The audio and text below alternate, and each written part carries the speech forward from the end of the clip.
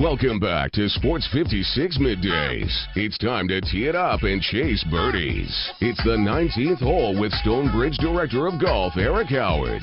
The bridge is back. Here's Greg Guest, Eli Savoy, and Eric Howard.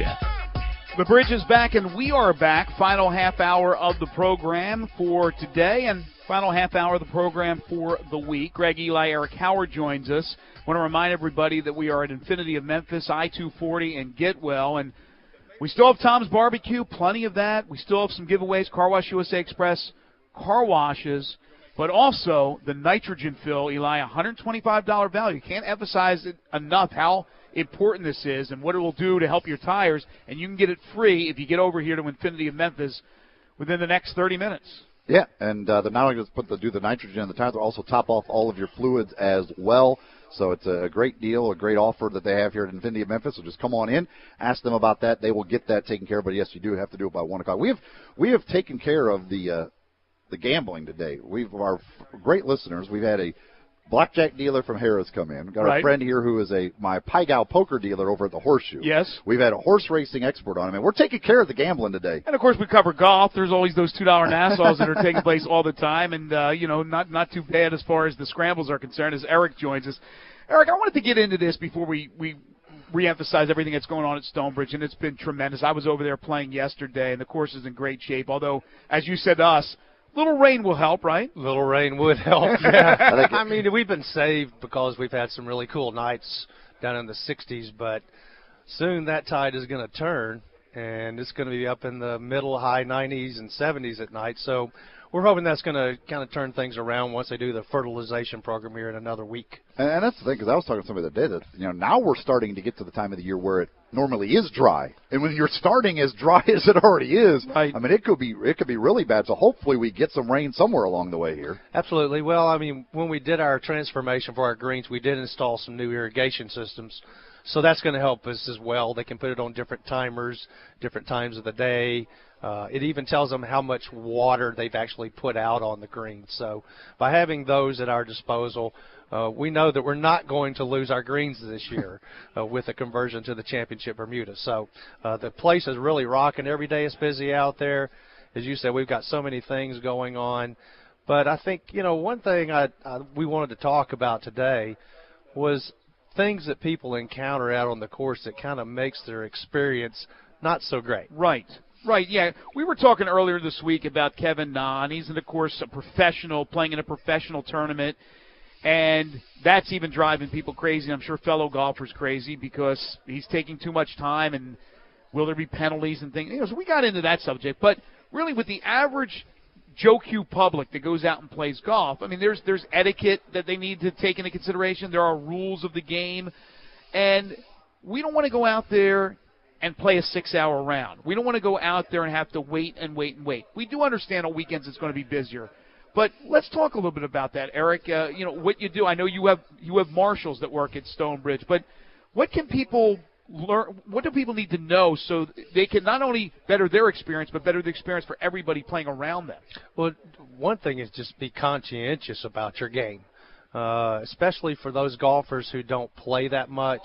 They may visit and go and play at different courses, and different courses have different sets of rules.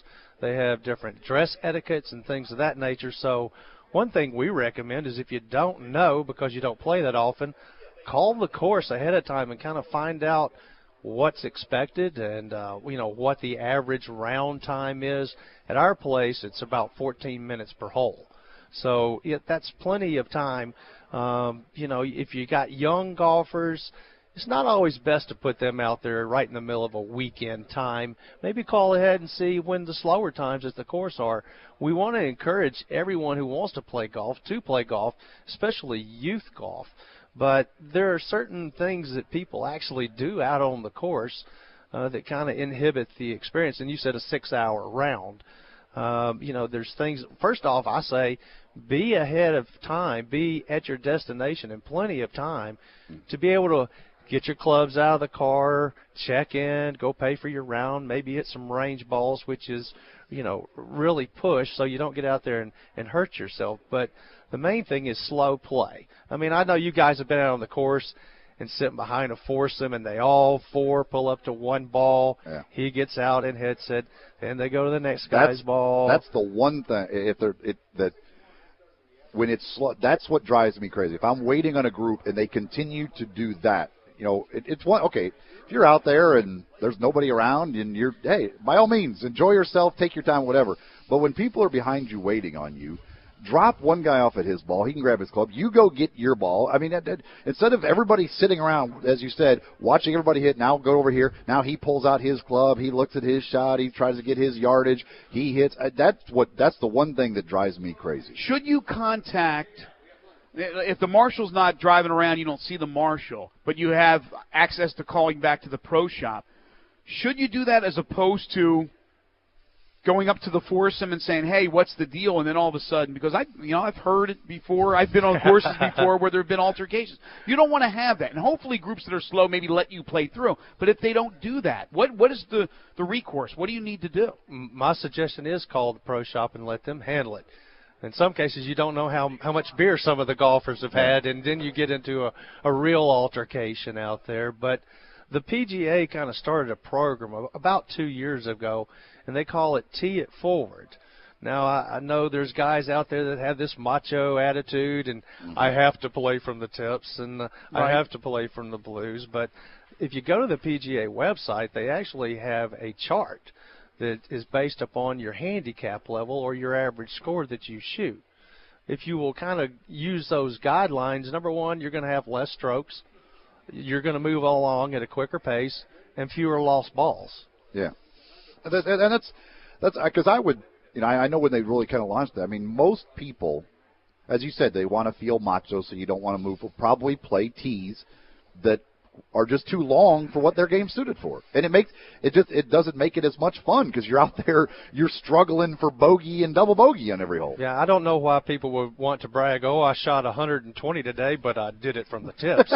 Yeah. What about folks that are out there that are real sticklers to the rules? And there's probably a limited amount of people who know all the rules of a PGA Tour rule book, or they're playing for a few shillings, and we have the out of bounds deal. They hit it out of bounds. They don't know. They didn't hit a provisional, and they want to go back to the tee to hit another one. A group is already pulled up. I think you should just play it right out. I mean, do away with the OB and treat it as a lateral hazard. Just drop one out. Another problem I see when I drive around the course is you've got four golfers up there on the tee box, but then you get down to the last one, and everybody's back in their cart. They're not paying attention. They're talking. And he hits an OB, and he's going, hey, guys, did you see my ball? Yeah. And all of a sudden, they're